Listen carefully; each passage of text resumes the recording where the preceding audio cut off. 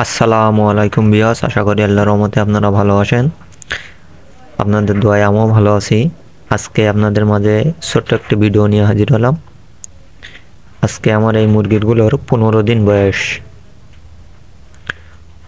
সুস্থ মুরগি হঠাৎ করে প্যারালাইসিস সমস্যা দেখা দিয়েছে। এই যে দেখেন, হাত পা পড়ে যাচ্ছে, হঠাৎ করে চলাফেরা করতে পারছে না।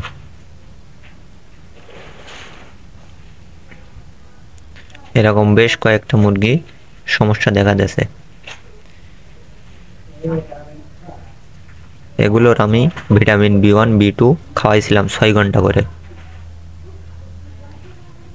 তারপরেও মুরগিগুলো সুস্থ হয় নাই।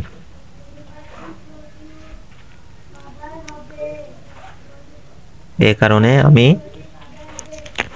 সকালে 6 ঘন্টা ক্যালসিয়াম 1 মিলি 1 লিটার পানিতে, আর দুপুরে 6 ঘন্টা জিঙ্ক প্লাস টক্সিন 1 লিটার পানিতে 1 ml,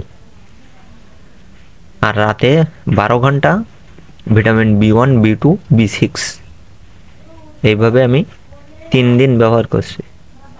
3 দিন ব্যবহার করার পরে আমার মুরগিগুলো সম্পূর্ণ সুস্থ হয়ে গেছে। আজকে এই পর্যন্তই। আসসালামু আলাইকুম। আমাদের চ্যানেল সাবস্ক্রাইব করুন। আমাদের পরবর্তী ভিডিও আপলোড হওয়ার সাথে সাথে নোটিফিকেশন পেতে সাবস্ক্রাইব বাটনের পাশে বেল আইকনটিতে ক্লিক করুন। এই ভিডিওটি ভালো লাগলে লাইক করুন, বন্ধুদের সাথে শেয়ার করুন। আমাদের চ্যানেলে কি ধরনের ভিডিও দেখতে চান তা কমেন্টে লিখে জানান।